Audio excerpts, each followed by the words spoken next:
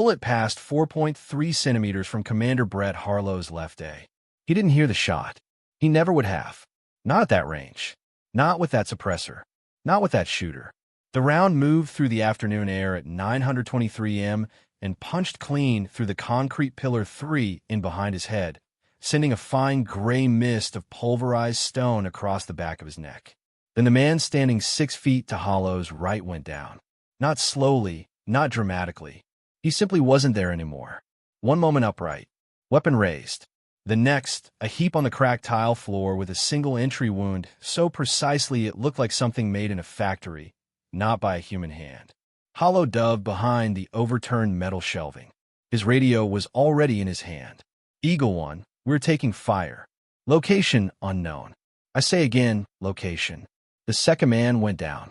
Then the third, the surviving SEALs scattered behind cover, pressing flat against the walls of the bombed-out warehouse. 6 of them. 12 of them. No, there were 12 when they entered. Hollow counted 8 now, 4 down in under 11 seconds. Not a single one of his men had seen a muzzle flash. Not a single alarm had been triggered. No thermal signature on the overlooked positions. No movement on the perimeter feeds. 4 men were gone before anyone even knew they were being hunted. Talk to me, Overwatch. Harlow's voice was controlled, but barely. Overwatch, are you on? Static. A full 7 seconds of it. Then a voice. Quiet, calm, female. Not panicked the way everyone else on that frequency sounded.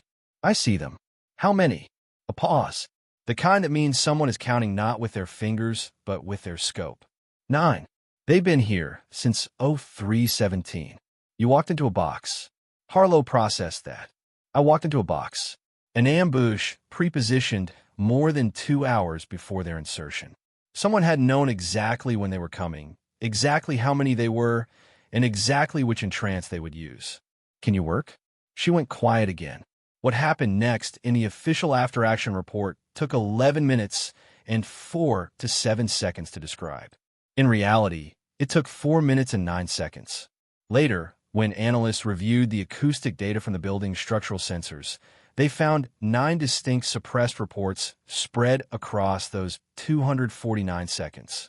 9 shots, 9 unique firing positions, 9 different angles of entry.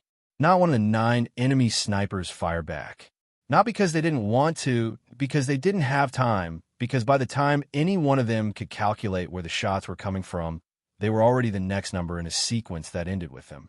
When silence returned to that warehouse, it was the kind of silence that doesn't feel like relief. It feels like standing in the middle of something you don't fully understand yet. Harlow stood slowly. His remaining 8 men stood with him, weapons raised at nothing. On the floor around them, 4 of their brothers lay still, and from the darkness above the western loading dock, a figure descended, slender, unhurried, moving across the exposed beam 43 feet above the floor like someone who had rehearsed this building in a dream. A rifle slung across her back, a smaller sidearm already holstered by the time her boots touched the ground. She pulled off her balaclava. No one in that room recognized her. That was exactly what she had intended. This was just the beginning of 9 years in the making. Her name on every official document currently active in the United States Department of Defense's classified personnel system was Lieutenant Mara Elise Voss, 29 years old. Height 5 feet 7 inches. Hair dark brown, typically kept in a tight braid or under a cap. Eyes gray-green, the kind that shift-colored depending on the light, something her father used to say meant she could see things others couldn't. She held a commission in naval special warfare, though her specific billet had been classified at the SEI level for the past 4 years and was not accessible to anyone below flag rank without a specific need-to-know exception. Her call sign in the field was a ghost. Not because of the way she moved, not even because of her shooting, because 3 times in her career, she had been officially listed as killed in action. 3 times her name had appeared on notification lists. 3 times someone somewhere had drafted a letter to a family member who would never receive it. And 3 times she had reappeared from somewhere no one expected. Mission complete. Casualties among the enemy force were classified as catastrophic. She was a ghost because the system itself kept losing track of her. When she crossed that warehouse floor toward Commander Harlow, None of his surviving men spoke. Not one of them had a word available. She had just done something that their combined training and combined experience told them should have been impossible. 9 snipers in preset, overlapping fields of fire. She had eliminated all 9 without repositioning from a single location, without a spotter, without any of them ever locating her. She stopped in front of Harlow, who was a full foot taller than her. He looked at her for a long moment. "You have 4 of my men on the floor," he said. "You have 8 more standing," she said. Those 9 were executing coordinated withdrawal and suppress. "If I hadn't taken the eastern pair first, you'd have 2, maybe 1. Harrow looked at her, at the rifle on her back. "Who are you?" She glanced at the rifle, at the floor, then at him. "The person your mission brief said wasn't coming," she said. 19 months earlier, in a small shooting range carved into the mountainside of a classified facility in the Pacific Northwest, a young woman shot the same target 17 times from 612 m in failing late afternoon light, and not a single round landed where she wanted. She was 27 at the time. She had been shooting since she was 11. She held a SEAL qualification that fewer than 40 women in American history had earned. She had deployed 3 times. She had survived things that most people with her experience hadn't, and she stood in the cold Pacific air at 5:40 in the afternoon, staring downrange at a silhouette target with 17 holes scattered in a pattern that would embarrass a weekend hobbyist. And she felt something she hadn't felt in years. Shame. Not the productive directional kind, the hollow kind, the kind that suggests something is fundamentally broken. Behind her, on a camp stool that he dragged from the equipment shed against every regulation about the live fire range, a man in his late 60s sat with his elbows on his knees and a cup of coffee in his hands, watching her. He had thick gray hair, the kind that had once been black before the weight of certain decisions turned it silver. He had a prosthetic left hand, a functional one, military grade, that he rarely drew attention to unless he was making a point. He had a scar that ran from the right side of his jaw to just below his earlobe, old enough that it had lost its color and looked now like a fold in the skin rather than a wound. His name was Master Chief Petty Officer, retired Raymond Elias Voss, her father. He watched her lower the weapon and stare down range, and said nothing for a long time. 17, she finally said. I counted. None of them landed center mass. 3 hit the outer ring. 14 were complete misses. She turned to look at him. That isn't supposed to happen. And yet, she looked back downrange. The light was going. The mountain was throwing a long shadow across the range, dropping the ambient temperature by roughly 3.4 degrees, 4 degrees Celsius, in a way that was subtle enough to escape conscious notice, but significant enough to affect breath control, muscle tension, scope compensation. Tell me what happened, he said. I was thinking about what about the shot? About whether I could make the shot, about what missing would mean. Her father turned his coffee cup slowly in his hands.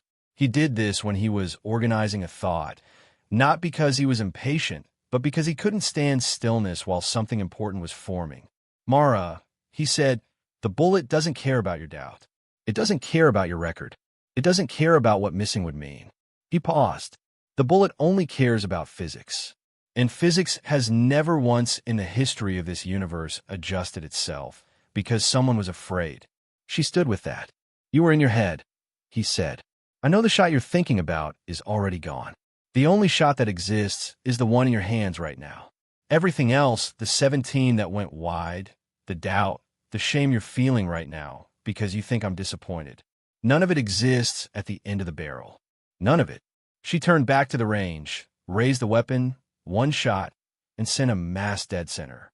So precisely center that the analyst who reviewed the range data the next morning circled it and wrote a question mark beside it. IC hit within 1.7 millimeters of the calculated geometric center of the target. Uter said, standing, you just had to get through the others first. She lowered the weapon, didn't turn around. You're not disappointed. She said, I never was. She felt something, then not relief, exactly ly. Something quieter. The feeling of being understood completely by someone who has seen you at your worst and simply waited. The range is closed, he said, picking up his stool. And dinner is something I made. So adjust your expectations accordingly. She almost smiled. What she didn't know that afternoon on the mountainside was that her father had spent the 6 hours before her arrival in a communication that had left him sitting in his truck in the parking lot for 4 to 7 minutes before he could trust himself to walk in and be present with her.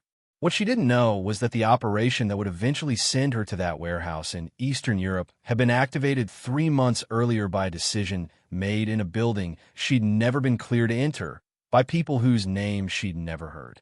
What she didn't know was that 9 years before that cold open moment in the warehouse, Raymond Voss had stood in a very different building in a very different part of the world and made a decision that had consequences he was still living with.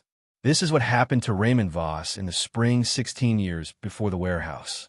He was 49 years old, and he was not retired yet. He was the senior enlisted advisor on a naval special warfare task unit operating in the Western Balkans as part of a counterproliferation operation that was classified above the level of most people in the building where it was being run. The mission was simple in concept and impossible in execution. It always was. They were tracking a network of former military intelligence officers who had survived the collapse of multiple state security apparatuses in the 1990s and had reinvented themselves as brokers of very specific kinds of capability, not weapons, people. They were selling trained intelligence operatives to whoever was paying. And the people paying were not friendly to American interests. The network had a name. In the intelligence community, it was called Meridian. On a particular Tuesday morning in April, Voss was sitting in the back of an unmarked vehicle on a side street in a mid-sized city that he was not supposed to be in, watching a building across the street through a long lens camera when something happened that didn't fit the pattern. A man he recognized came out of the building. He recognized him because they had served together, because this man had been in his unit, because this man's face was known to him the way the face of someone you've trusted your life to becomes known permanently viscerally in a way that bypasses the forebrain entirely. The recognition was physical before it was cognitive. The man's name was Colonel Davis Pute. Davis Pute was supposed to be in Stuttgart. Davis Pute had no reason to be in this city, on this street, emerging from this building. Davis Pute looked both ways before he came out. Not the way you look when you're checking for traffic. The way you look when you're checking for watches. He didn't see Voss. He walked to the corner, turned left, and was gone. Voss sat with what he'd seen for a long moment. His hand was on his radio. He didn't press transmit. He didn't report it. Not immediately. Not that day. He sat with the impossibility of it. The weight of what reporting it would mean versus the weight of what not reporting it might mean. And he made a choice that he spent the next 16 years turning over in his hands like a stone he couldn't put down.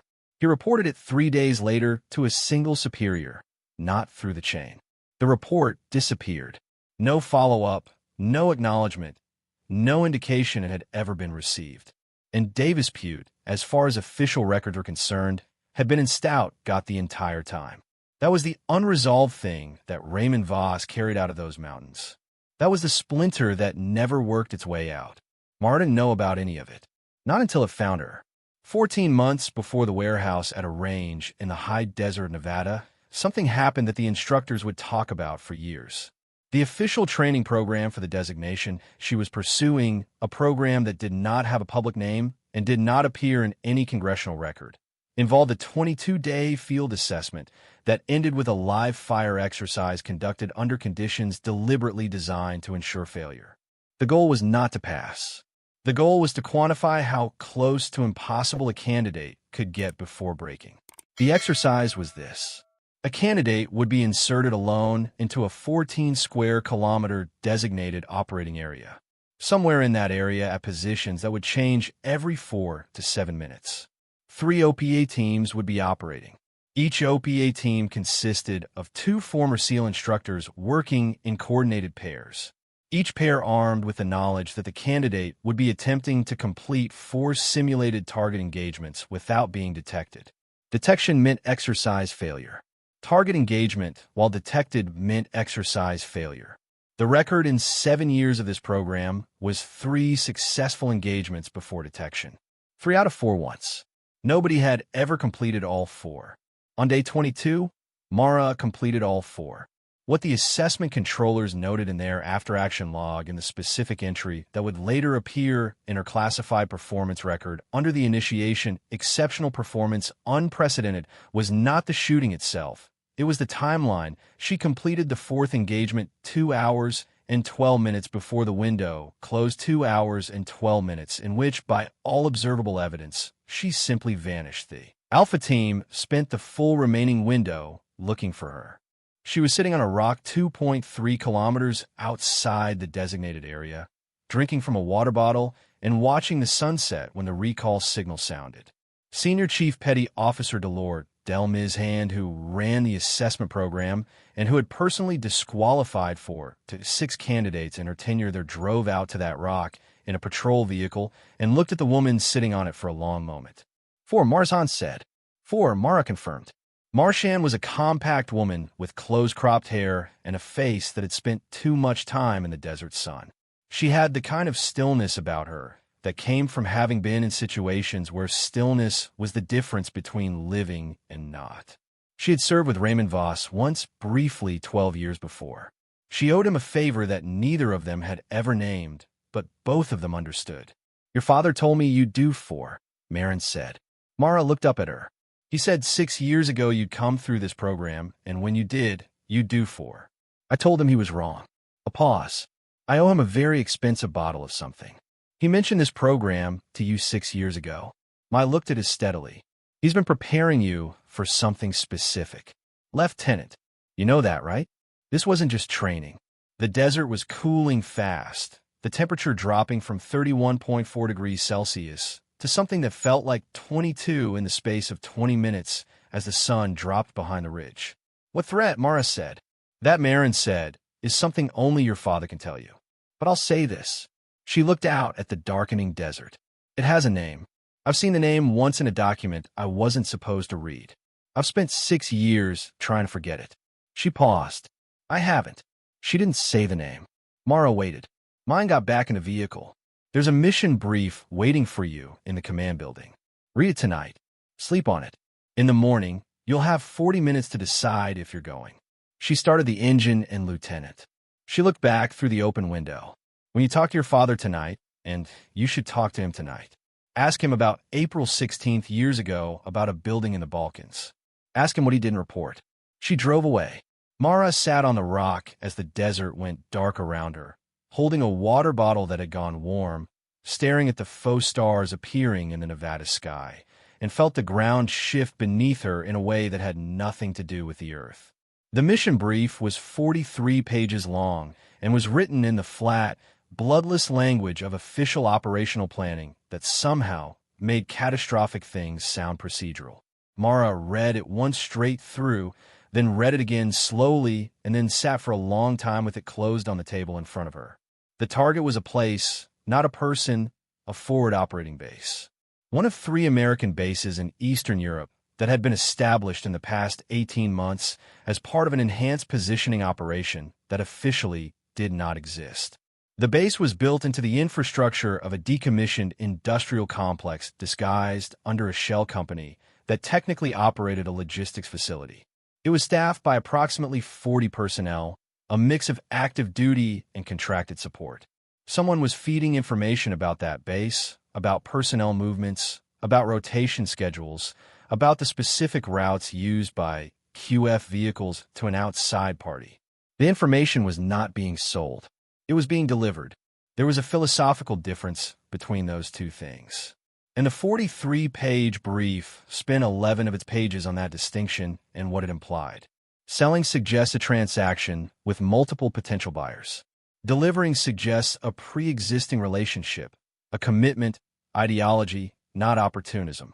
The source of the leak had been narrowed through a combination of signals, intelligence, and behavioral analysis to the FOB itself. Someone inside was Meridian. That name, the name Marchand hadn't said. It was briefed 7 times.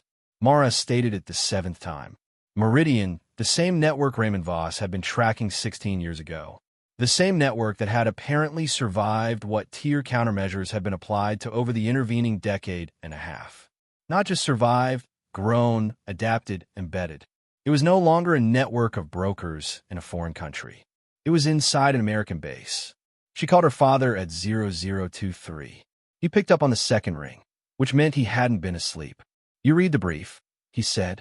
"Why didn't you tell me about April 16th years ago?" Silence long enough that she counted it. For seconds 5 to 6, because it wasn't yours to carry yet. He said, "It's mine now." "Yes." Another pause. "It is. Tell me about Davis Pute." The silence this time was different. It wasn't the silence of organizing thoughts. It was the silence of someone who has spent 16 years imagining this conversation and discovering that it's harder than the imagination of it. "He was my teammate," her father finally said, "and I didn't report what I saw fast enough." And whatever he said in motion 16 years ago in that building with those people, he stopped. It's still running. Mara, whatever it was, it never stopped. And it retired 3 years ago. The official record is clean. Lives in Virginia now. A pause. He has a son. Active duty. Lieutenant Colonel. Assigned to. He stopped again. Dad assigned to the FOB in the brief, he said. Lieutenant Colonel Evan Pute. S3 has been there 7 months. The room Mara was sitting in was very quiet. The kind of quiet that precedes understanding. "You think he was recruited?" "I think Meridian doesn't leave gaps." Her father said, "I think the son of a man who helped build something doesn't end up inside that thing's primary target by accident. Or he doesn't know what his father was." "No," her father said quietly. "That's also possible. Is that what you're hoping for?" A very long pause. "Yes," he said. "That's what I'm hoping for."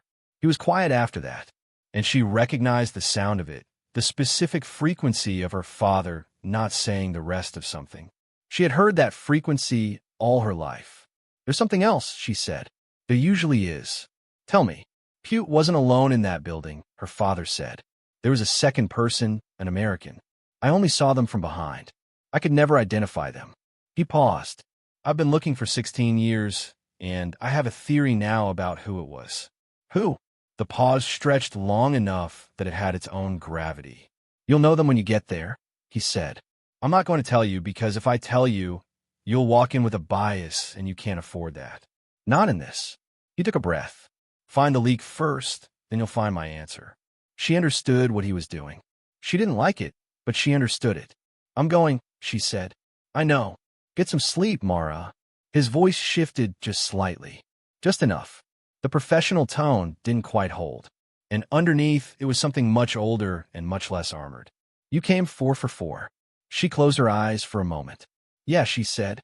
"I've been waiting for that phone call for 6 years." Neither of them said anything else. It didn't need to. The FOB was called in official communications. Iron Harbor. It sat inside the infrastructure of a facility that had once manufactured industrial-grade cooling equipment. And some of that equipment was still present, rusting slowly in the corners of vast floor spaces, giving the base a strange dual character, part military precision, part industrial archaeology. The buildings have been reinforced without being transformed. You could still see the history of the place in its bones. Mara arrived on a Tuesday in late October in the back of a logistics vehicle undercover as a Navias systems technician attached to a communications upgrade project that was entirely fabricated. Her cover ID was watertight. It had been built 6 months earlier in anticipation of an operation that hadn't been given a name yet. She wore civilian contractor's clothing, carried a toolbox that actually contained the tool she might need in a functional radio repair scenario, and presented herself with the slightly harassed, slightly underpaid energy of someone who had been traveling for 19 hours to fix a problem that was described to them in an email they barely had time to read. No one looked at her twice. That was the first thing she cataloged. The second was the layout. 4 main structures arranged around a central courtyard that functioned as vehicle staging.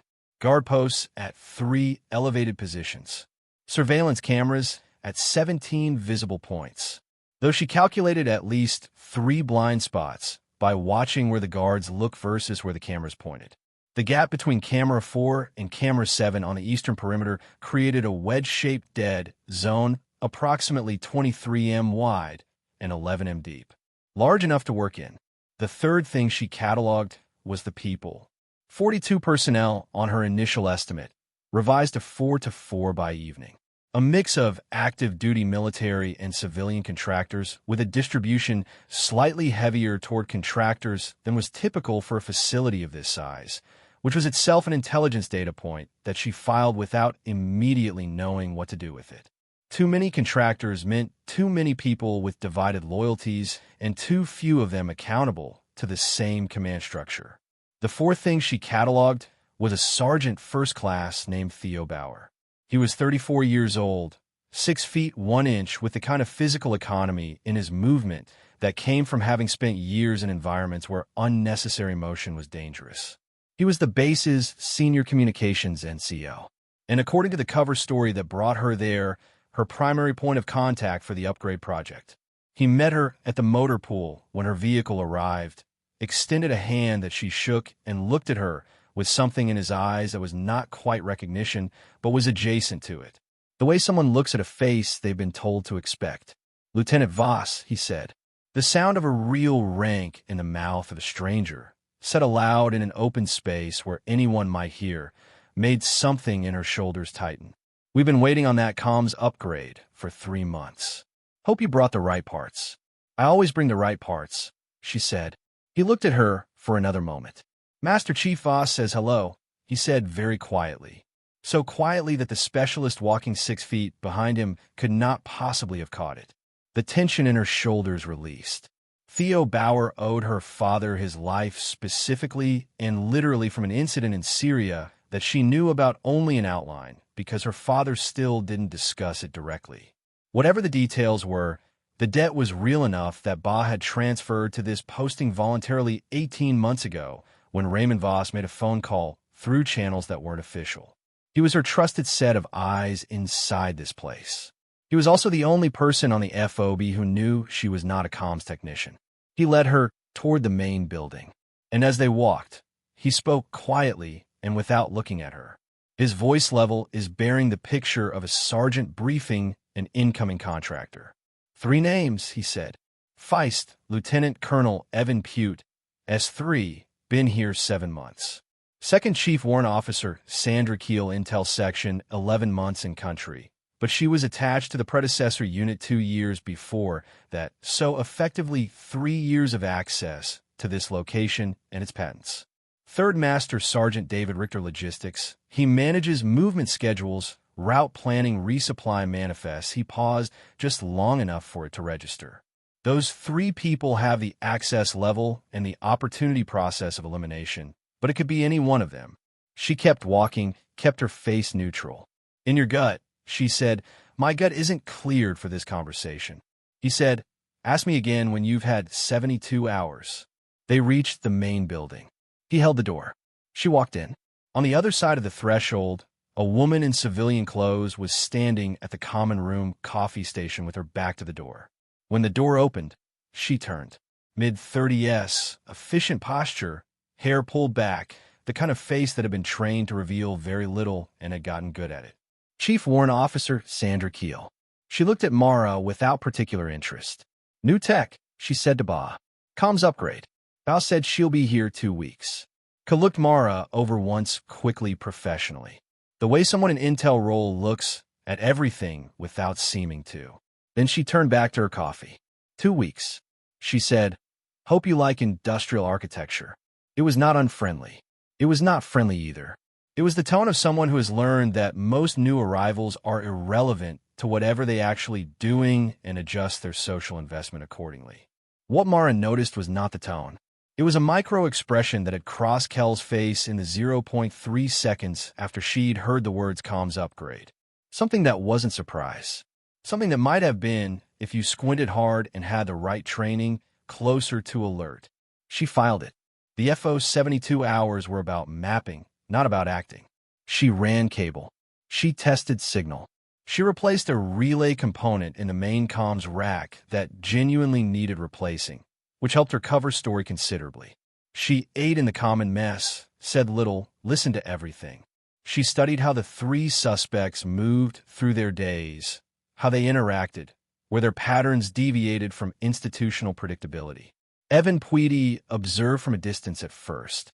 He was 31, young for a lieutenant colonel, the product of exceptional performance reviews and a career trajectory that when you looked at it from the outside appeared to have been navigated with unusual efficiency. He was technically accomplished, socially adept, and had the easy confidence of someone who had always moved through organizations without friction. He was also in the first 2 days the least guarded of the three. He ate meals with his colleagues and laughed at things in a way that read is genuine. He exercised in the morning with a small group, ran exactly 6.4 kilometers every day at 0600, kept a photo on his desk that Mara could see from the doorway. A man in his 50s standing next to a much younger Evan. Both of them in fishing gear, both of them squinting into the same sun, his father. She stated that photo for a long time without moving through the doorway. David Richter was the opposite kind of observable. He was 4'4", heavy in the way that suggested he'd once been very muscular, and the muscle had gone nowhere in particular. He ran logistics with a methodical competence of someone who had been doing it for 20 years and had stopped caring whether anyone noticed. He was not friendly, but not hostile. He answered questions with a minimum viable word count. He watched people from across rooms with a specific quality of observation that was either paranoia or professional habit, and Mara, after 2 days, had not determined which. What she noted about Richter was the pattern of his phone use. He used his personal device, authorized, registered, inspected roughly 4 times an hour when he was in his workspace. Most of it appeared to be personal. The repetitive check and replace rhythm of someone managing social media or messages. But 3 times across those first 2 days, he had taken the device and walked outside. Not far outside, just to the edge of the motor pool where the cellular signal was marginally stronger. He stood with his back to the main building, faced toward the perimeter, and held the device in a way that prevented anyone coming up behind him from reading the screen. Art Eor was hiding something. Whether that something was Meridian or merely something personal and unrelated was a determination that required more data. On the 3rd morning at 0447, something happened that accelerated all of it. Mara was in the comms room alone, running a diagnostic sweep on the secondary relay system, a task that was legitimate and that she had scheduled for time when no one else would be present. Partly for cover and partly because the comms room, when empty, was the best intelligence position on the base.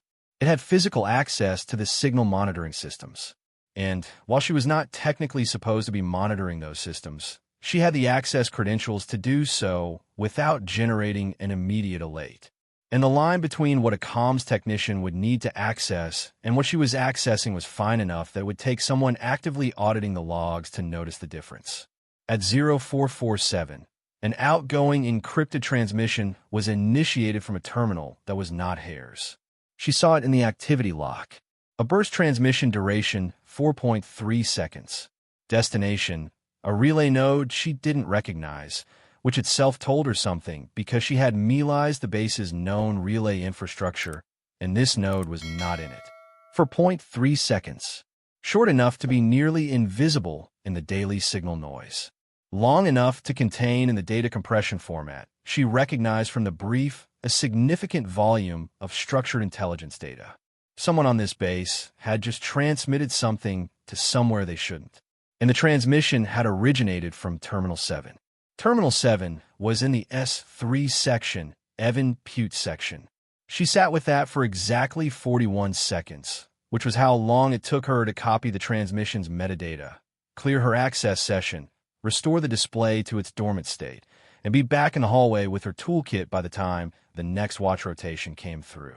She walked to the communications upgrade workspace that had been assigned to her, sat down, opened a piece of equipment that she wasn't actually working on, and tried to think clearly about what she had just seen. Terminal 7, S3 section, Pute section. But Pute wasn't the only person with access to that terminal. The S3 section had full personnel. Any of them with the right credentials could have initiated that transmission from that terminal, including from a remote access session, which would mean physical presence at the terminal was not even required. She needed to contact her father. She used the encrypted comm protocol they'd established before her insertion, a system that operated outside the base's monitor channels, piggybacking on the legitimate comms upgrade traffic she was generating as cover. She sent him a single coded line that would tell him what she'd seen without containing anything that would be actionable intelligence to anyone who intercepted it. His response came back in 11 minutes. She decrypted it and read it twice. He had been looking into the transmission relay node she described in her message. He had referenced its signature against signals intelligence archives going back to the Meridian operation of 16 years ago. And he had found a match. The relay node was the same one Meridian had used in the Balkans. Not similar, the same. Some infrastructure once built is never fully dismantled. It just goes quiet for a while. His message ended with a single line that wasn't part of the operational communication. It was outside the format, just text sitting at the bottom of the decoded message like something he'd added after the professional part was finished. It said, "Be careful, please." She closed the device. She had been on this base for 71 hours. She had a buzz transmission with a Meridian signature originating from a terminal assigned to the S3 section. She had 3 suspects, and she had a relay node that had been silent for 16 years. Speaking again, she thought about her father on that mountainside, about 17 shots that went wide before one went center, about patience, about the fact that you don't take the shot you want to take.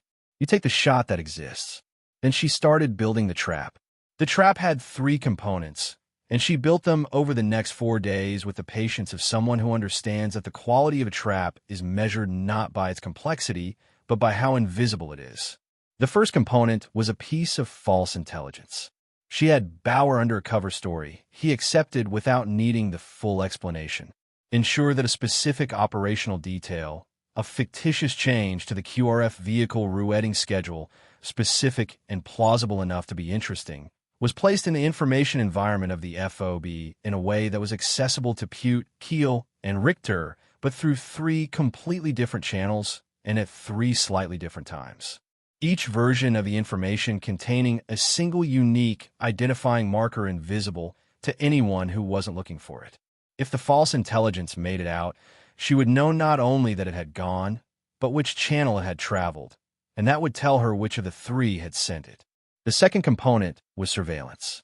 She had placed 3 passive monitoring devices, items that were legitimately part of her comms toolkit, and that registered as such to any inspection and positions that gave her behavioral coverage on all 3 suspects during the hours when the transmission had originally been sent 0400 to 0500. She wasn't monitoring communications. She was monitoring presence movement, the small physical tells of someone doing something they shouldn't. The third component was herself. She was the bait. On the 5th day of her being on the base, she allowed something to slip. Not much, just enough. She was in the common room at 1,700 hours, and she made a comment to Bauer loudly enough for the 2 other people in the room to overhear it about an anomalous signal she'd found in the monitoring logs. She described it in just enough technical detail to sound credible. She said she was going to document it and flag it to her oversight chain in the morning. She watched the room. Bauer's face was stone. He knew what she was doing. Of the other 2 people in the room, one was a specialist with no access to the relevant systems who showed no reaction. The other was Master Sergeant Richter, who had come in 3 minutes earlier for coffee. RTO didn't react. Not visibly. Not in any way that would have been flagged by anyone watching him causally, but he set his coffee cup down 0.44 seconds earlier than the rhythm of the action suggested he would. A micro-interruption. Something in a sentence she'd spoken had broken a pattern in him that he controlled immediately, but not quite immediately enough. She went to bed at 2,200 without giving any sign that she'd noticed anything. At 0412 the following morning, her monitoring device recorded a figure moving from the main building toward the motor pool. At 0417, her passive sensor near Terminal 7 recorded an access event. At 0419, a BIOS transmission initiated from Terminal 7. Duration, 3.1 seconds. She was already in the comms room in the dark behind a server rack. When the transmission ended, the door opened. The figure moved toward the main terminal, checked the activity log, and paused. The figure was not Evan Pute. It was not Sandra Keel. Master Sergeant David Richter stood in the faint blue light of the terminal display, and checked whether anyone had logged the transmission he just sent. He didn't find the flag she'd placed in the system because she'd hidden it somewhere he wouldn't look. But his checking for it told her everything about what he knew to look for, which told her everything about who had trained him to cover his tracks. She stepped out from behind the server rack. He spun. In a fraction of a second before he processed who she was and what this meant, she saw on his face something she hadn't expected. Not guilt, not the cold calculation of a professional court in the act. Fate, genuine, deep-rooted, and not. She understood in that instant entirely fear of her. "Rita," she said. He was completely still. "I need you to sit down," she said. "And I need you to understand that what happens in the next 40 minutes is going to determine a great deal about the rest of your life. And I am the most important person you will ever speak to. And I need you to be honest with me." He sat down. He looked at her. The way people look at someone when they've been carrying something alone for a very long time, and the weight of it has finally become indistinguishable from the weight of them. "How long?" she said. A long pause. 3 years. He said, "Who recruited you?" The pause this time was different. This was the pause of someone deciding how much of the truth to give. She watched him make the calculation, watched him realize or begin to realize that she already had more than he thought she did. "I was approached," he said, "in country before this posting, someone I trusted." He looked at the floor. "I thought it was a sanction program. Off the books, but sanctioned. They had the right language, the right. It felt real. And when you knew it wasn't, I was already in." He looked up at her. "You understand what that means? Once you're in, the cost of coming out." "I understand what it means," she said. "They told me it was about fixing something. A structural problem in how we share intelligence with allied networks. That we were withholding things from people who needed them, and people were dying because of it." He shook his head slowly. "I don't know if I believe that or if I needed to." "Who approached you?" He hesitated. "Rita." Her voice was level, not threatening. "Certain. You're going to tell me, and then we're going to figure out if there's a version of what comes next that gives you a future, but you have to give me the name." He looked at her for a long moment. Then he said a name. She kept her face still. Inside her, something moved, a quiet tectonic shift, the kind that happens when a theoretical suspicion becomes a confirmed fact, and you realize that all the ways you'd been preparing yourself for this information still weren't quite enough. The name he said was not Evan Pute. It was not Sandra Keel. She had 40 minutes. She knew she had 40 minutes because the transmission RTOR had just sent. The one containing the false intelligence she had seeded would reach its destination and be read and acted upon within an hour, which meant that within 40 minutes someone on this base would know that the false intelligence was in play, and that knowledge would trigger either extraction or escalation, and either one would be catastrophic if she hadn't moved first. She had Rita contained in the comms room with a set of instructions she trusted Bao to enforce, and she had a target. And she had a building full of 4 to 4 people who were not clear to know what was happening. She moved through the base with a deliberate economy of someone who has mentally pre-staged every corridor, every door, every sightline. It was 0431. Almost everyone was asleep. The night watch was at their posts, attention oriented outward. She moved along the interior wall of the eastern structure into the administrative wing, toward the office that sat at the end of the hall. The light under the door was on. She stopped, processed it. A lit office at 0431 meant one of two things. Either the occupant hadn't gone to bed, which was unusual but not impossible, or the occupant had been up for some time, which was significant. She put her hand on the door handle and looked through the narrow glass panel beside the frame. Chief Warrant Officer Sandra Keel was sitting at her desk. She was not doing admin work. She was on a personal device, typing quickly with a forward-leaning posture of someone communicating something urgent. She was also, Mara now understood, the person RT had named, not as the source who had recruited him. That source was a name Mara was still processing. The name she'd taken from RTO like a stone from the bottom of a river, cold and definitive. Ko was something else. Key was the handler, the daily interface, the one who managed the channel and kept the line alive. The one whose transmission access and behavioral pattern and position in the intel section made her not just capable of running this operation from inside the base, but almost perfectly designed for it. Mara opened the door. Kill looked up. There was a moment, 3 seconds, where the room held itself in a kind of suspended neutrality, the way a room sometimes does when everyone understands that what happens next will not be recoverable. Technician Voss Kiel said her voice was flat, professional. She set the device face down on the desk with a gesture that was too controlled to be casual. "It's early. Put your hands on the desk," Morris said. A pause. "I'm going to need to see some authorization." Sandra Mara stepped fully into the room, closed the door behind her. "I've been watching your terminal access for 5 days. I have the transmission locks. I have Richter. I have the relay node ID that matches a network your handler's handler built 16 years ago." She stopped 3 feet from the desk. "What I don't have yet is the name you report to. I have a theory. I like to know if I'm right." Ka looked at her with the eyes of someone doing a very fast calculation about the landscape of available options and finding fewer of them than expected. "Whoever you think is at the top of this," she said carefully, "you don't understand what they are or what they've built." She tilted her head.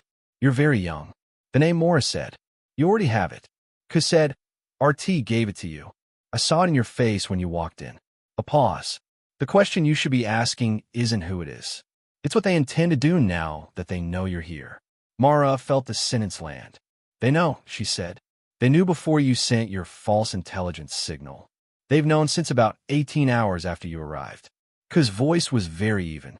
"That's what good counterintelligence looks like. Someone here has been watching you while you were watching us." The room shifted again. "Where are they?" Mara said that Keel said, "I genuinely don't know. I only run the channel. I never meet them directly." She paused. "But I know when they know, and I know what they do when they know." She looked at Mars steadily. "They send people." The word went out to Bauer at 0439 in a code phrase that meant full alert, not through channels. Bauer's response came back in 90 seconds. Base perimeter, unknown number of external contacts. Initial senses triggering on the eastern approach. At 0443, the QRF commander, a captain who knew nothing of Mara's mission and couldn't be briefed in the next 4 minutes, made the call to stand the base up. At 0447, the first mortar round hit the northern perimeter wall, taking out a guard post and creating a breach point through which 4 to 7 seconds later, the first of the assault elements began moving. The FOB had been designed to withstand a direct attack. The walls held. The QRF vehicle grid deployed in under 3 minutes, a response time that was frankly impressive given the hour and the noise. The personnel on the base were not soft. They were trained. They were awake now, and they were moving into their defensive positions with the automatic competence of people who had rehearsed this scenario 14 times. But the assault element hadn't come to take the base. They had come to extract one person and destroy one thing. The one thing was the evidence Mara had collected. The devices, the transmission logs, the documentation that connected the relay node to Meridian and to a name that, if it became officially attached to this investigation, would close a door that had been open for 16 years. The one person they were extracting was Sandra Keel, because Keel in the architecture of Meridian was not simply a mid-level handler. She was an archive. She knew things that no electronic record contained. She had been placed in this posting to be exactly what she was, not just a channel runner, but a living intelligence asset who could be moved when the operation needed to transition. Mara had Kuz wrist secured and was moving her through the internal corridors toward the command building when the assault element secondary team breached the administrative wing's eastern access. 3 of them. She heard them before she saw them. The specific sound of a suppressed weapon clearing a room. A subtle pressure change in the corridor. A door taking slightly too long to close. She stopped, pressed key against the wall, and counted to 4. On 4, she moved. What happened in the next 73 seconds occupied a space in her memory that she could revisit with a particular clarity of moments that happen at a speed beyond conscious processing. The 3 assault team members were professionals. One of them was very good. She knew that because the angle he took when he came through the door anticipated where she should have been, which meant he had either been briefed on her likely movement pattern or he had the kind of spatial intelligence that made briefings almost redundant. She wasn't where he expected. The first was down in 2 seconds. The second required more 9 seconds, a series of exchanges that left a bruise across her left ribs that she wouldn't fully feel until the adrenaline cleared, which would be approximately 40 minutes from now. The third broke off, attempted to create distance, and in doing so broke the cardinal rule of close quarters engagement, which is that distance only matters if you're the one with a longer reach. She was in the ringing quiet that followed. Ko was still against the wall, zip-tied, with an expression on her face that was hovering somewhere between professional admiration and genuine alarm. "You need to know something," Keel said. Later, Mars said, "No." Ko's voice dropped. The handle is flatness, and it broke apart, and underneath was something that sounded like human. The person who sent these people, they're not outside the wire. They've been inside this base since yesterday morning. They came in on the logistics vehicle. The same vehicle that brought you. The same vehicle. Mara went very still. "Are they still here?" She said they were waiting to see how you moved. Keel said, "Now they know." A pause. "Go to the motor pool. There's a secondary vehicle. It didn't go into the motor pool log because RTO processed it. It'll be the one they're using to move the documentation they took from your work area while you were watching me." Mara looked at her. "Why are you telling me this?" Kay was quiet for a moment. "Because I have a daughter," she said, "and I want to be able to see her again." She looked at the floor, which is apparently something I should have thought about 3 years ago. The motor pool in the controlled chaos of a live-based defense was a place of organized movement. Vehicles staged, personnel directed, noise and light in proportions that suggested order even when things were not entirely ordered. Mara moved through it with the same contractor with a toolkit energy that had saved her for 6 days. Because in the middle of an active defense situation, someone moving with purpose and a toolbox looked like someone doing something necessary. The secondary vehicle was a 3/4 tonne-on cargo van parked in the northwest corner, backed in, engine running. A figure was moving from the direction of the administrative wing toward the van, carrying a hard case. She recognized the figure. She had been looking at this fig's face in this base for 6 days at meals and corridors in the S3 section's open-plan workspace. She had spent the last 5 days treating this person as a suspect. Then, as the investigation narrowed, had set them aside, had begun to believe the alternative theory that they were simply the son of a man who had made bad choices and had arrived here by coincidence and commitment to Savi's. Lieutenant Colonel Evan Pute stopped when he saw her. He looked at her for a moment, at the kid on her, at her hands, at the expression on her face that she was no longer making any effort to modulate.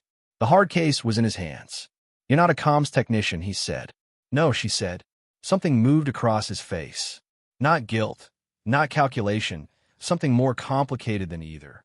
"The van belongs to Meridian," she said. He looked at the van back at her. "I know," he said. "You knew. I found out 4 days ago." He set the case down very slowly, very deliberately. "I found out when I found a transmission in the S3 logs that I didn't authorize. And I pulled the metadata and I traced it back to a relay node I recognized because I'd seen my father's files, and I found his files 3 years ago. And I've spent 3 years not knowing what to do with what was in them." He said all of this in one breath. The word coming out under pressure, organized but urgent, like someone who's been holding a speech in reserve and finally has the only audience it was meant for. "My father was in Meridian. I think you already know that. I think whoever sent you knows that too. And I think someone made sure I was assigned here because they needed an S3 section lead who would look like a suspect. And I was the obvious choice, and I was too committed to this posting to see it until 4 days ago." He gestured at the case. "I took that from Kay's secondary workstation 40 minutes ago," he said. "I was trying to get it out before whoever was coming for it arrived." Mara looked at the case at him. "Open it," she said. He opened it. Inside, in a format she recognized, was documentation, operational records, a communications archive, and a personnel file with a photograph clipped to the front. The photograph was of a man in his late 50s. Military bearing, though he was in civilian clothes. Gray hair, a face that had been constructed over time to present nothing and reveal less. She had never seen this face in person. She had seen it in her father's eyes. In the way Raymond Voss had talked about April 16th years ago in a building in the Balkans, in the pause before he'd said, I have a theory about who the second person was. The file had a name on it. The name was not Davis Pute. The name was someone who was currently serving. Someone whose access to American operational intelligence was not historical. Someone whose ability to move assets and information and people through the structure of the defense establishment was not a matter of all connections but active authority. Someone whose name appearing in this documentation would not simply close a case. It would open a crisis. Mara stowed in the noise and light of the base defense with the case open in front of her and the answer to the question her father had carried for 16 years finally in her hands. And she felt under the adrenaline, under the training, under the years of preparation for exactly this moment. Something that she recognized from 17 missed shots on a mountainside in the Pacific Northwest. The temptation to be afraid. She thought about her father's voice. The bullet doesn't care about your doubt. The bullet only cares about physics. She closed the case. You're coming with me, she said to Evan Pute. He picked up the case. The base defense lasted another 31 minutes before the assault element withdrew. Not because they were beaten back definitively. Because the QRF vehicle grid had closed the eastern breach and established overlapping fire coverage across the three most viable approach vectors. And continuing the assault would have cost more than the asset being protected was worth. At least at this moment in this equation, whoever had sent these people understood cost-benefit analysis. They had run the numbers in real time and decided that a tactical withdrawal preserved more of the larger operation than a fight to completion would. They would come back differently. Mara understood that the way she understood weather. When the perimeter was confirmed clear at 0531, the base commander, a colonel named Westfield, who had been on the FOB for 11 months and who had no knowledge of Mara's mission or H identity, walked into the motor pool and found 3 of his personnel secured. 1 civilian contractor holding a hard case and standing next to a lieutenant colonel who was supposed to be running the S3 section, and a woman he knew as a comms technician who was looking at him with a specific expression of someone waiting for a conversation she is already fully prepared for. He looked at all of it for a long moment. Someone, he said with a precise restraint, a man who has survived many confusing situations by not speaking until he had something useful to say, is going to explain this to me. Yes, sir, Mars said, but it needs to happen in a secured space with verified communications isolation, and it needs to happen now. He looked at her rank insignia, the contractor's badges that didn't tell him anything real. For you, he said. She reached into her jacket and handed him a single laminated card. It had no unit designation, no command attribution. It had a code number and a classification marking and a phone number and 2 words at the top. He read the 2 words. His expression didn't change on the surface, but something behind his eyes resolved into a different shape. Follow me, he said. The secured communications room was 14 foot x 12 with foam paneled walls and a signal isolation rating that the technician who installed it had described as aggressively redundant. Mara had been in here twice during her comms work.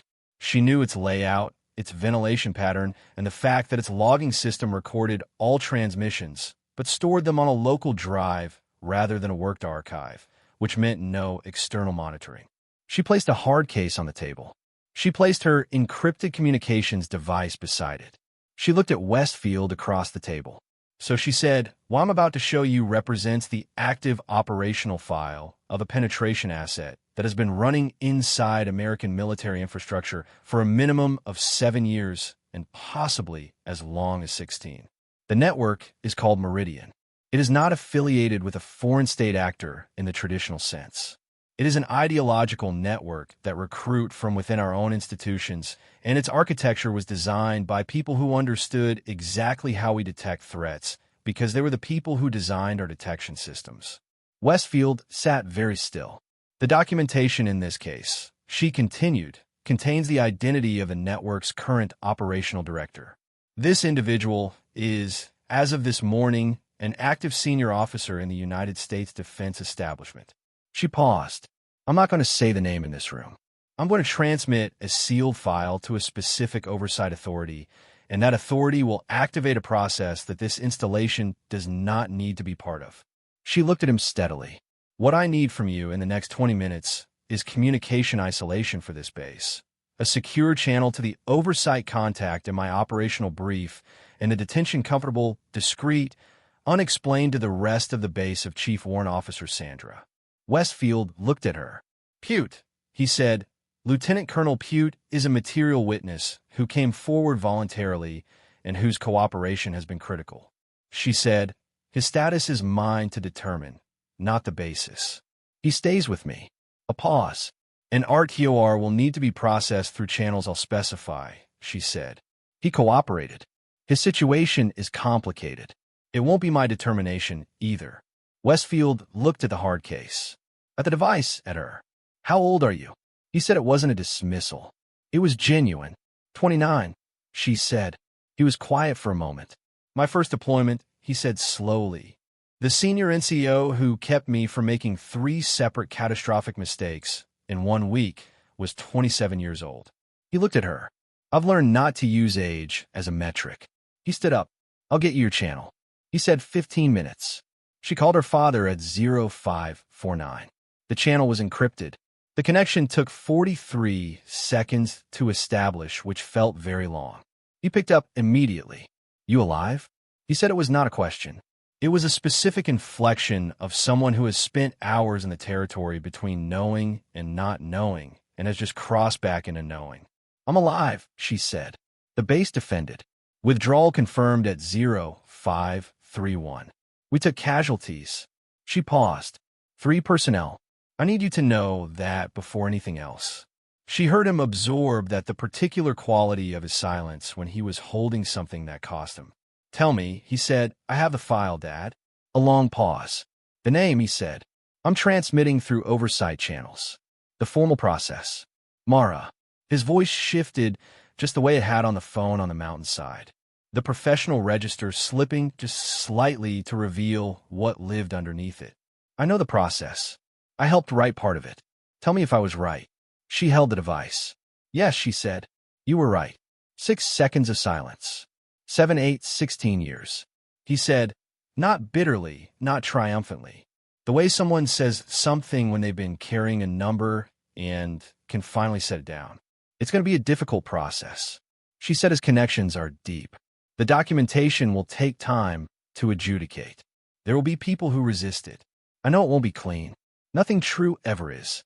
He said she thought about 17 shots about the one that went center. Dad, she said, Marin told me you predicted this, that you knew 6 years ago I'd come through this program and do what I did. Marin talks too much, he said, and she could hear something in it that wasn't quite a smile, but was related to one. Did you know? I knew you, he said simply. She was quiet for a moment. The bullet only cares about physics, she said. A pause. Yes, he said. It does. I missed 17 times before I got it right. That's not what happened. He said, you shot 17 times before you were ready. There's a difference. The missing wasn't failure. It was preparation. She sat with that. Get some sleep. He said, whatever comes next, the oversight process, the formal proceedings, all of it, it's going to require you to be present and precise for a very long time. A pause. And Mara, the people in those 9 positions in the warehouse before the brief, before any of it, his voice was very quiet. I know what you had to do. I know you know. I just want you to hear that it mattered. That the 8 people standing when it was over, that's not a small number. She closed her eyes briefly. Get some sleep yourself, she said. Unlikely, he said, but I appreciate the suggestion. The line closed. She sat in the communications room for a moment alone. The foam walls absorbed sound so completely that the silence was a physical thing, dense and present. She could hear her own heartbeat. Outside, the base was beginning its morning routines. The specific sounds of a facility that has absorbed a crisis and is reconstructing its operational rhythm. The way a body, after shock, begins reassembling its vital signs. Generators, voices in the distance, a vehicle moving slowly across the courtyard. She opened the hard case one more time. She looked at the photograph. The man in it looked like what he was. Someone who had decided at some point a very long time ago that the institution he served was broken in a way that required him to go outside it. Someone who had convinced himself that what he was doing was not betrayal, but correction. Someone who had found in Meridian a philosophy that gave a name to his disillusionment and a structure to his anger. She had met people like this before. Not often, but enough to understand the pattern. The most dangerous people in any system are the ones who love the system so much that when it disappoints them, the disappointment becomes a weapon. She found Evan Pute sitting on the floor of the motor pool, back against the wall, the hard case between his feet, staring at nothing with a 1,000-watt focus of someone working through a reckoning that has no clean resolution. She sat down on the floor next to him. They sat in silence for a moment. 3 years, she said. You had his files for 3 years. Yes. And you came here anyway. I came here, he said slowly, because I couldn't figure out how to act on what I knew without destroying something I wasn't sure deserved to be destroyed. He looked at the case between his feet. Is my father. Whatever he did is my father. He paused, and I kept thinking there was going to be an explanation. Something that made it make sense in a way I could live with. He shook his head. There isn't one. I know that now. But for 3 years, I needed there to be. She understood that completely and specifically. She understood it. My father carried something for 16 years.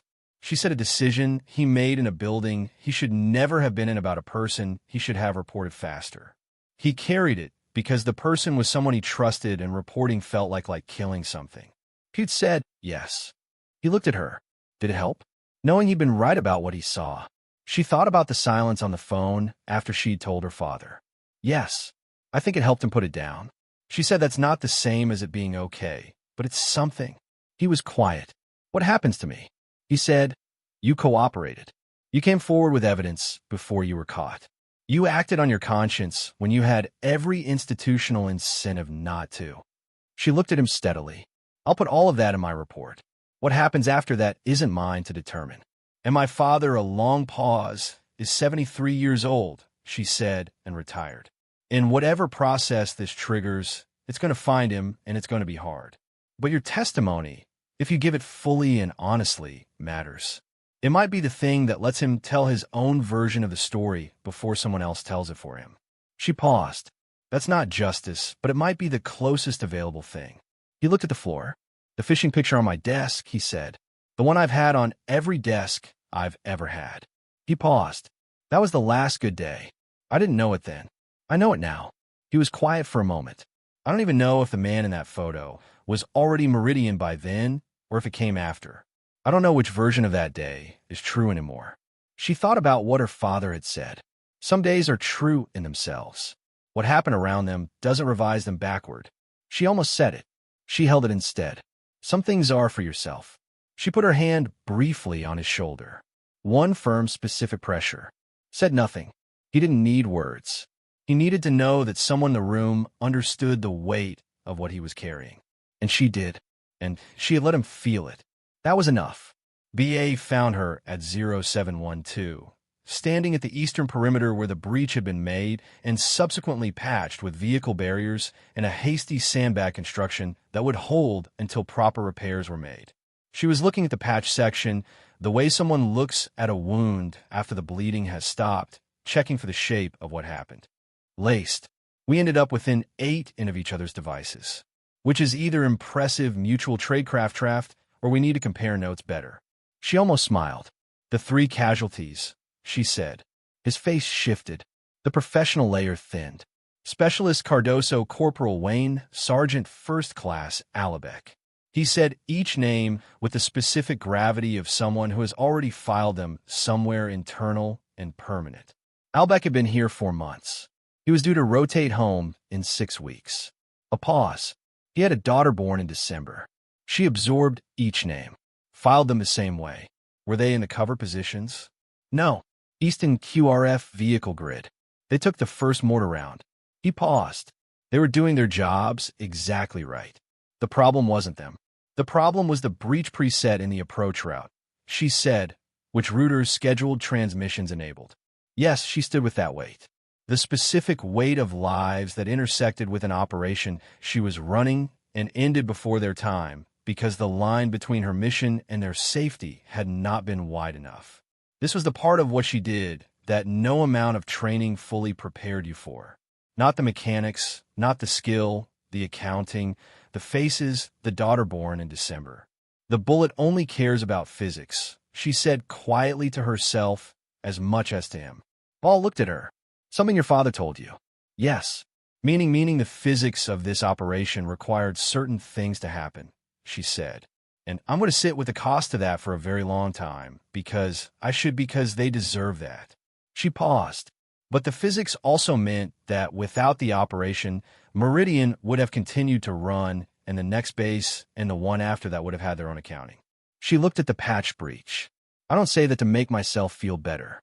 I say it because it's true, and the truth of it doesn't cancel the cost, and both of those things have to be held at the same time. Paul was quiet for a moment. Your father raised you well. He said he had a lot of time to practice. She said he got started early. At 0840, a secure communications link was established through the oversight channel that Westfield had arranged. The link connected Mara's position to an office she was not given the location of, occupied by a person whose title she was given, but whose name she was not. She transmitted the file, the full documentation package from the hard case, scanned and encrypted on the base's isolated system, compressed into a format she recognized from her operational brief as the authorized delivery method for material of this classification. Transmission time, 7.3 seconds. Acknowledgement time, 4.1 seconds. The voice on the other end of the link, when it spoke, was the voice of someone who was very good at revealing nothing. Package received. The voice said, authentication confirmed.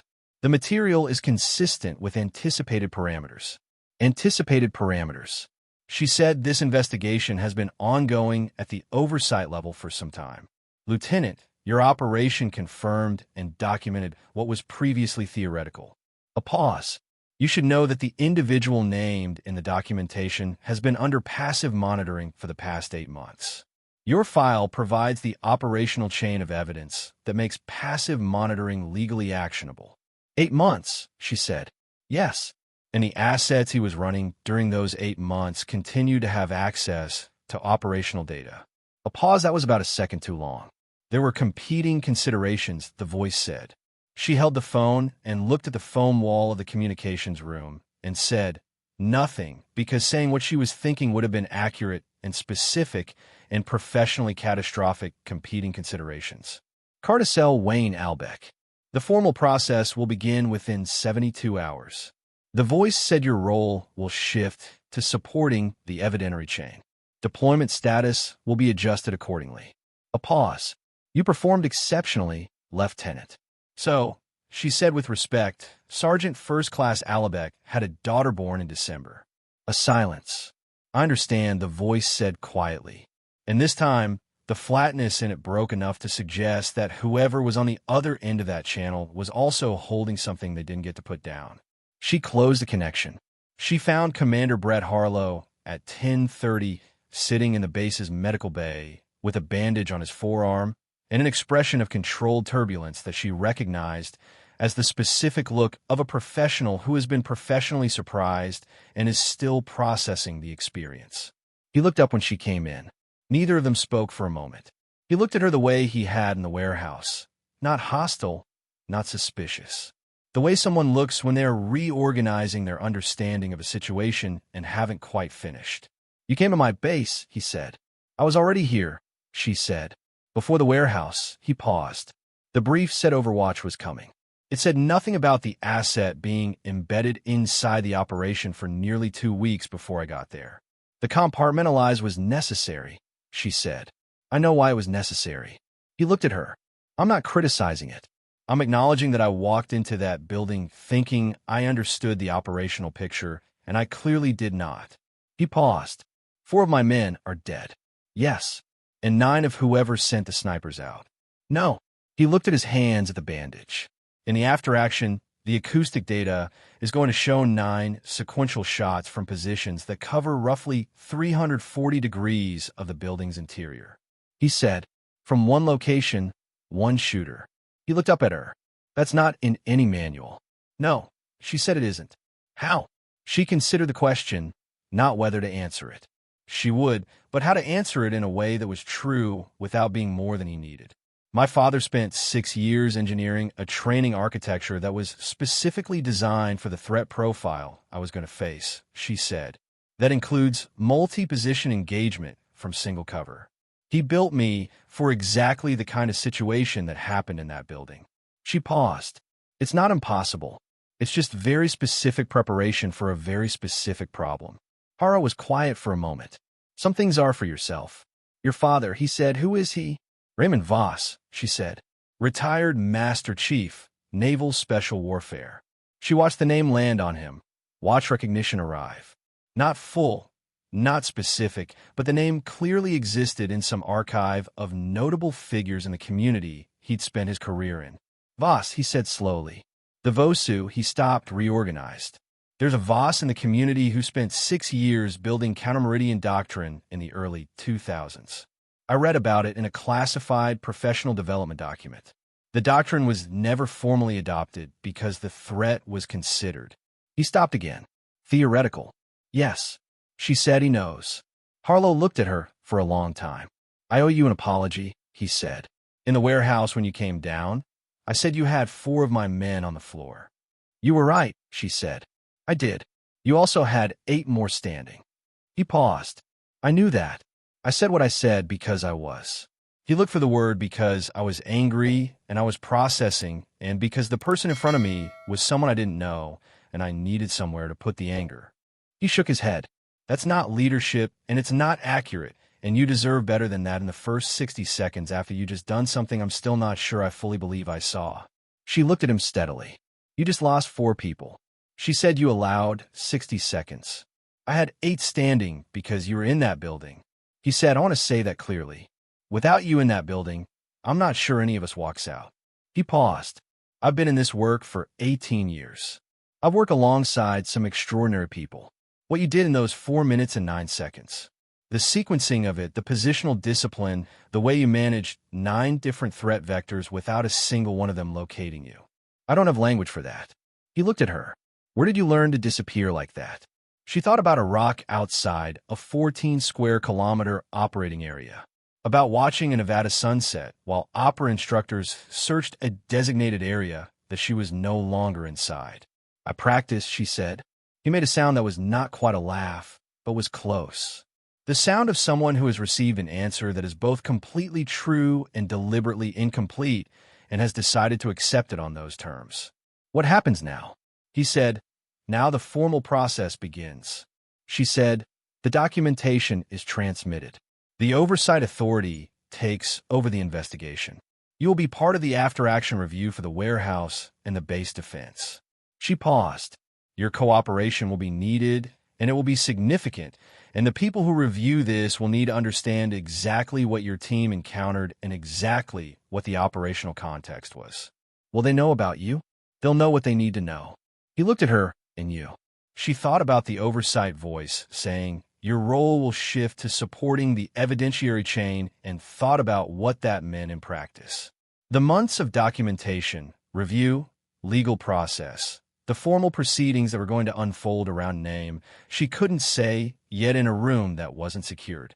I have more work to do, she said. He nodded slowly. Then he did something she hadn't expected.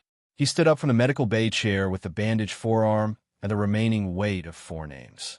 He stood and he held out his hand, not in the way people shake hands as a social convention, in the specific way that people in this community extend a hand when they mean something by it, when the gesture is a communication in itself. She shook it. Voss, he said, Raymond Voss's daughter. He paused. He should be proud. He is, she said. He always was before I did any of this. She paused. That's the part that made it possible. At 12:30, she sat alone in the communications room and wrote her after-action report. The report was 4 to 7 pages long when completed and covered the operational timeline from insertion to the transmission of the documentation package to oversight. It was clinical and precise and written in the flat institutional language that official documents require, because official documents are not the place for what actually happened in the way that it actually felt. The report named every person involved: Richter's cooperation, Keel's cooperations, coming forward's defense command bow support. Throughout the report, named the 3 casualties, and described the circumstances precisely. The report named the asset, the identity, the name she hadn't said aloud in any unsecured space. She wrote it in the report once, clearly, with the supporting documentation cited by reference number. She read the report twice. She submitted it. Then she sat back in the chair in the foam-walled room and let herself be completely still for the first time in 6 days. She closed her eyes. She did not sleep. Sleep was not what this was. It was more like the moment after 17 shots go wide when you lower the weapon and stop trying to force the thing and let the stillness teach you something. The stillness told her this. It was not over. The documentation was transmitted. The process was activated. The name was in official channels now, and Meridian's architecture in this specific installation had been exposed. All of that was true, but the relay node was still out there, built by people who understood how to make infrastructure persist across decades. It would not be deactivated by a single document transmission. The people who had withdrawn from the perimeter at 0531 were somewhere reorganizing, recalculating, and the oversight voice had said 8 months of passive monitoring. 8 months in which Meridian had continued to run under observation, which meant there were people in other installations and other billets with other access levels who had been in contact with the same network during those 8 months and who had not yet been identified or documented or confronted. The case she had built was a closed loop for this episode. But Meridian was not an episode. It was a commitment, an architecture, a philosophy that had survived the fall of states, the deaths of principles, the disappearance of its founders, the application of countermeasures that the people deploying those measures thought were sufficient. It had survived because it understood something that most counterintelligence work didn't fully reckon with. You cannot defeat an idea by removing the people who hold it. You can only defeat it by replacing it with a true one. She didn't know yet what the true one was, but she understood in the stillness of that foam-walled room that finding it was the actual mission. Not the warehouse, not the FOB, not the name in the file. Those were the preparation. The real mission was something larger. Something that her father had understood when he'd built her training architecture 6 years before she needed it.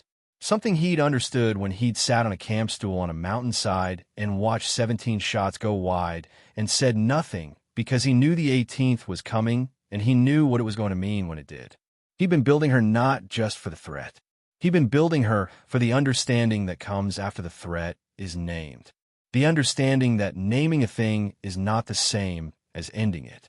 She found Bauer at the motor pool at 1500 where he was supervising the removal of the secondary vehicle. The van that Pute had been moving toward when she found him now being processed as evidence. He looked at her when she approached and read something in her face. "You're not going home," he said. "Not yet." "How long?" "Until it's done," she said. He looked at the van, at the post-nell moving around it. "Your father called?" "He said about an hour ago. He asked me to tell you something. Said the channel was going to be closed for a few days while oversight processes the transmission, so he couldn't reach you directly." "What did he say?" Ba looked at her with the expression of a man delivering something he knows is important and is careful with it. He said the shot she fired on day 22. The 4th one, the one I told Marin she'd fire. Tell her I watched the range data. Tell her that wasn't luck. Tell her that was everything I taught her and everything she taught herself arriving at the same moment. Tell her that's what it looks like when preparation meets truth. He paused, and then he said to get some sleep. She stood with that for a moment.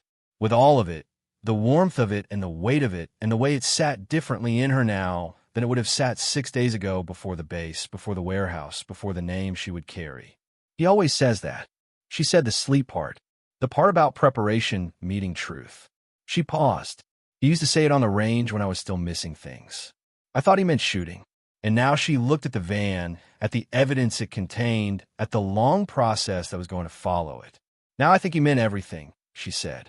At 17:30, as the base settled into its early evening rhythm, the specific quiet of a facility that has been through something and is learning to breathe again, she walked the perimeter, not for tactical reasons, not checking positions, walking because movement was sometimes the only container for what didn't have language yet. She walked the eastern wall where the breach had been made. She walked the northern face where the mortar round had hit. She walked past the QRF staging point where Cardoso and Wayne and Alabec had been positioned. She stopped at that last spot and stood for a moment. There was nothing to see. The physical evidence of what had happened had been cleaned and processed and documented. The spot looked like any other spot on a logistics facility floor, which was part of what made it hard. The way significant things leave no permanent mark on the physical world, and the only place they persist is in the people who were there. She would carry the names. She would carry them exactly the way her father had carried the weight of April 16th years ago. Not as punishment, but as accounting, as a specific debt owed to people whose intersection with your mission had a cost that you didn't get to discharge by succeeding. Success didn't cancel the cost. She had told Evan Pute that this morning. She had told it to herself, standing at the patched breach in the eastern wall. She would need to keep telling it, not because she would forget, but because truth, when it's the kind that costs something, requires regular reconfirmation. She stood at that spot for 4 minutes and 11 seconds. Then she walked back. The transmission came through Bauer's device at 2003. Not through the oversight channel, not through the base communication system, through the personal encrypted protocol that her father had built and that no one in the oversight process knew about, because the oversight process didn't need to know about everything. The transmission was short. 7 words. The relay node went active again. New origin. She read it twice. New origin. Not the FOB. Not the Eastern European installation. Not any of the locations she'd been tracking or any of the nodes in the Meridian architecture as she understood it. New origin meant new installation, new asset, new embedded presence. Somewhere she hadn't been. Somewhere that had been running quietly while this operation consumed everyone's attention. She thought about what the oversight voice had said about the 8 months of passive monitoring, about the competing considerations, about the patience of an architecture built by people who understood that the best counterintelligence move when you know you're being watched is to redirect the watching. Had the FOB been a redirect? Had the entire operation she'd just run, the 6 days, the warehouse, the 3 casualties, the name in the file, had all of it been the most expensive misdirection in Meridian's 16-year operational history? She sat with that question. She sat with it the way you sit with a question that is large enough to reorganize everything, that takes the completed picture and suggests it is a detail in a larger one. She thought about 17 shots. She thought about her father saying, "You shot 17 times before you were ready." What if this, all of it was preparation? What if every operation she'd run, every posting, every 444 in a desert range, was a build-up to something she hadn't been shown the shape of yet? What if the 9th year was still beginning? She typed back a single word, encoded, "Where?" His response came in 3 minutes. She read it. She closed the device. She looked at the foam walls of the communications room, at the empty table, at the hard case, which was now with the oversight process and no longer here. Outside this room, a base was rebuilding its breath. 41 people were doing the things that 41 people do at 2003 when the immediate crisis has passed and the institutional rhythm is assating itself over the memory of what happened 12 hours ago. Eating, talking quietly, filling reports, staring at screens, existing in the specific way that people exist when they have been reminded briefly and violently that existence is not guaranteed and have chosen because there is no other coherent choice to continue anyway. She had a small bag with her personal items in the comms upgrade workspace she'd been using for 6 days. The bag contained exactly what she'd carried in. No more, no less. 1 change of clothing, a small kit, a book she hadn't opened, her encrypted device, and one other thing. A compass, old analog with a cracked housing on one side and an engraving on the back that said simply, "Find your true north." Then walked toward an RV. Her father had given it to her on the day she left for her first deployment when she was 23 years old. She'd carried it in every field bag on every operation since. She never used it for navigation. That was not its function. Its function was in the weight of it in her hand. The specific gravity of an object held by someone who loves you before it was held by you. She took it out of the bag now and held it for a moment. The needle settled. She looked at it the way she looked at everything in the last moments before a decision. Completely without urgency, letting it tell her what it was.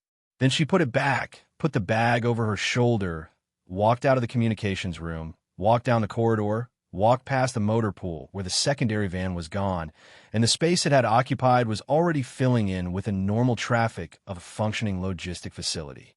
Because spaces do that. They fill, they heal over, they move on, even when the people who witness what occupied them can't quite do the same.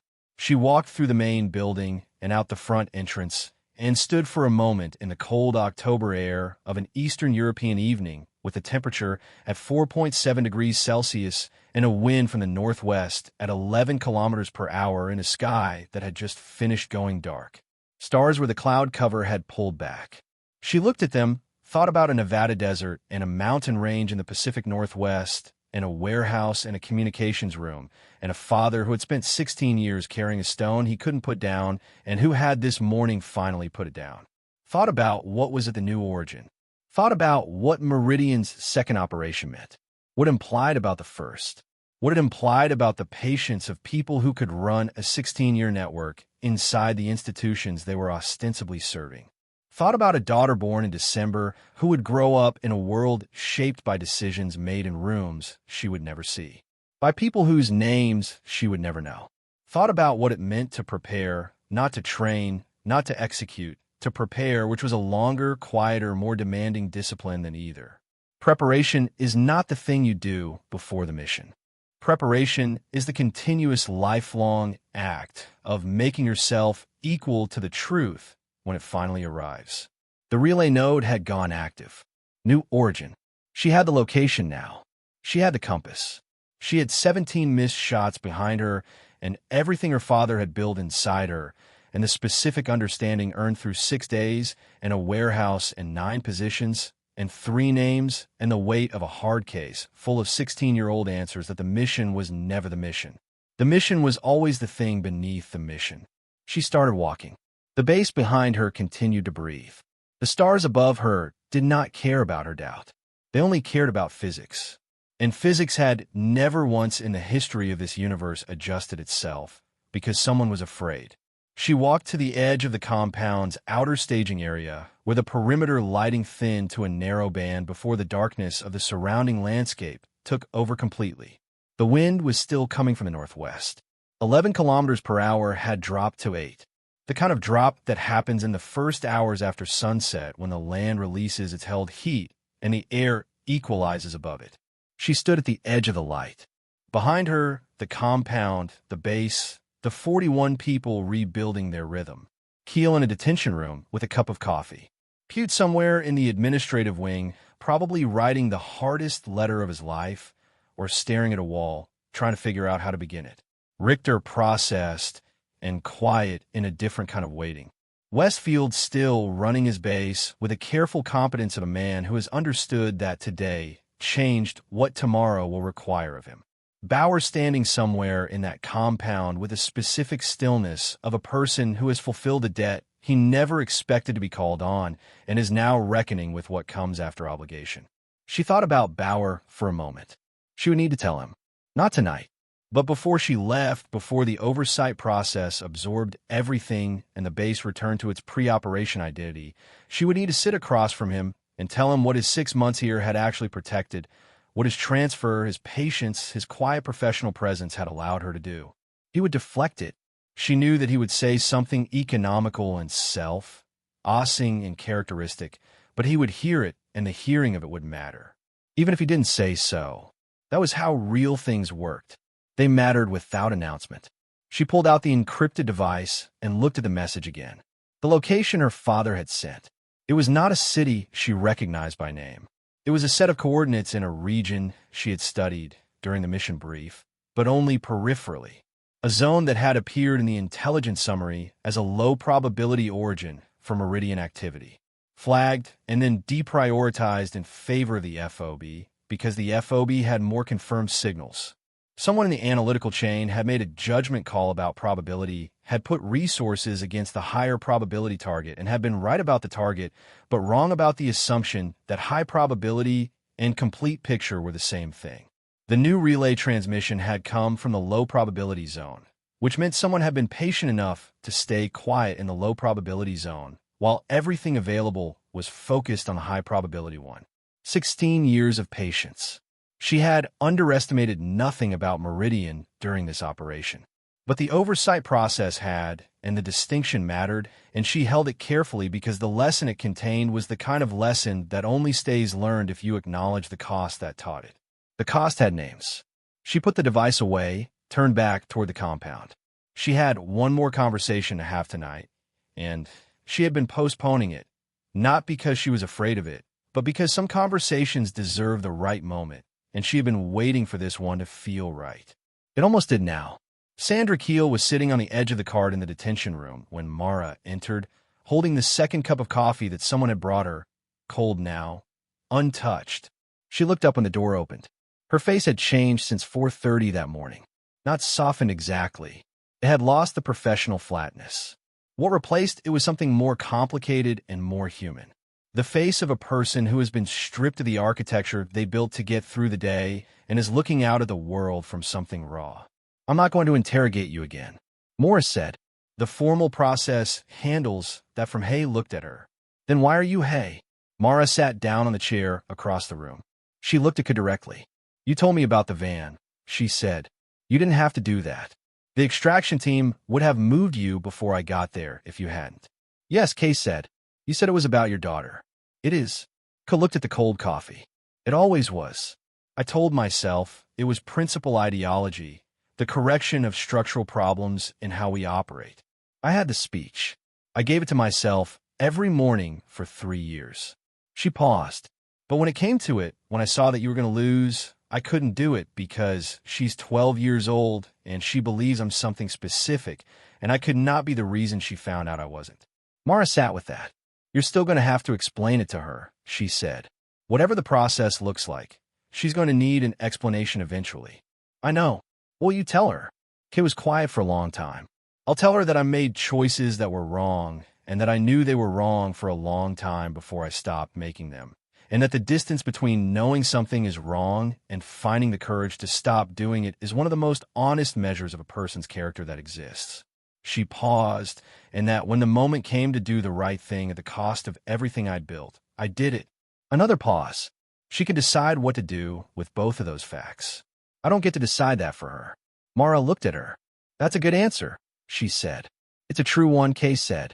"Whether it's good is something I'll find out later." Mara stood at the door. She paused. "For what it's worth," she said. "The daughter. She's going to know what you did this morning. It'll be in the record. Whatever else is in the record, that'll be in it too." H looked at her.